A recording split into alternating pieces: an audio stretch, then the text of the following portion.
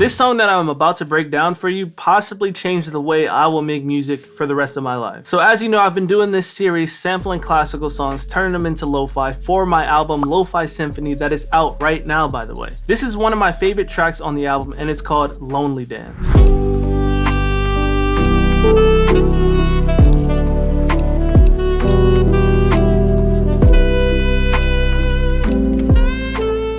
And it's based after a song called Pavane for a Dead Princess by Ravel.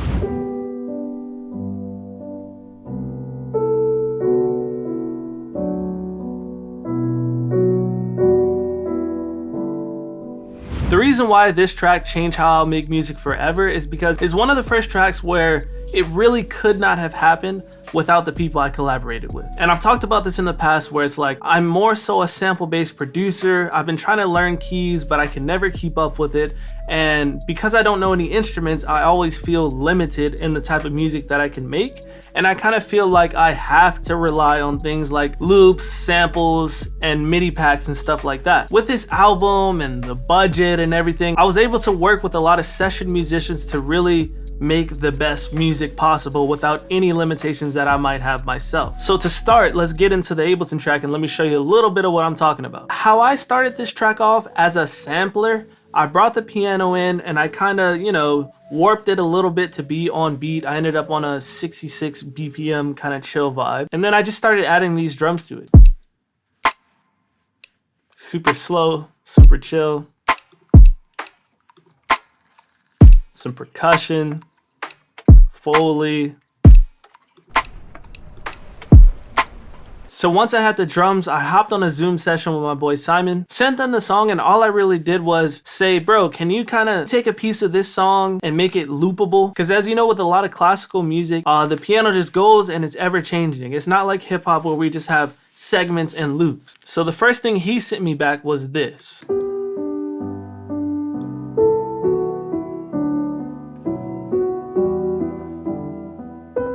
As you can see, it's on beat.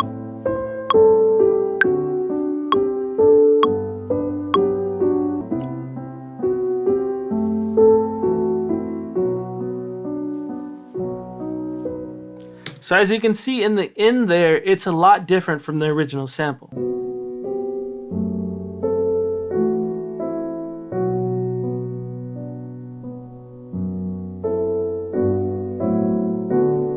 See? So that's how the original sample sound. Pretty much Simon just kind of did a little finesse to make it more 4/4, make it more on beat and loopable. After that, I'm like, what do we do now? I like Rhodes to go with piano. So I was like, okay, now completely original time. Come up with just some basic chords that can go with that or stand out on their own. And then he comes up with this.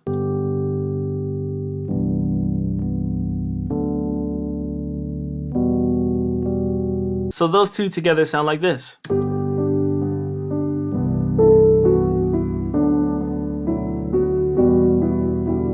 We added the bass, simple enough. But then I was like, what else would sound good on this? Like, it's given, I know it's classical, but it's kind of giving me a jazzy vibe. So I'm like, what if we did some kind of sax line? And sure enough, Simon pulled up a little saxophone VST. I can show you the exact one because it sounds beautiful. It's called Central Saxophone. Being the legend he is on the keys, he just played it on loop and then just started messing around. And this is what he came up with.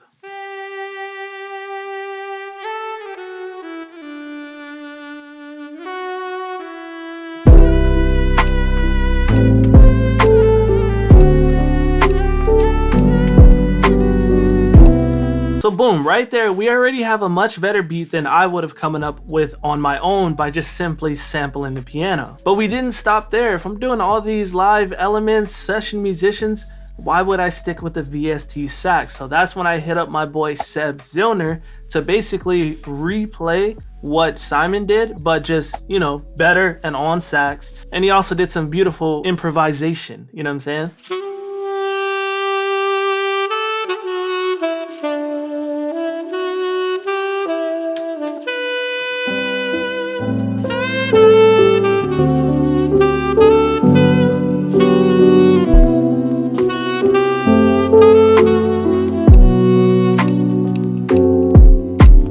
So that took the song up to another level way beyond anything I could create on my own. But we didn't stop there. Now remember, I'm working with Deutsche Grammophon, the biggest classical label ever. On top of all that, we worked with their orchestra and added some beautiful string ensembles to the track that sound like this.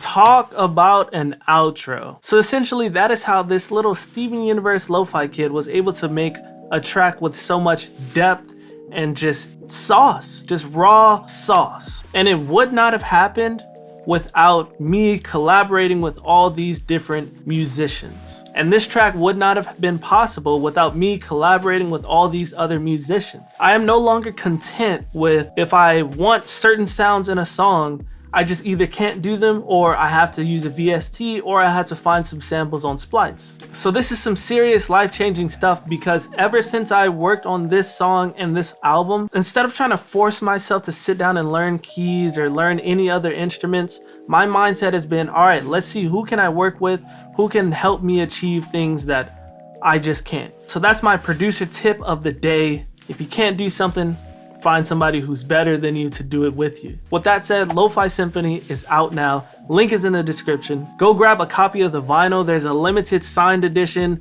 There's even a bundle that includes a sample pack with sounds from this album from different string players and some drums by me. Comment below if you want to see me working with more musicians here on YouTube, because I think that would be sick. Thanks for watching. I'll catch you in the next one.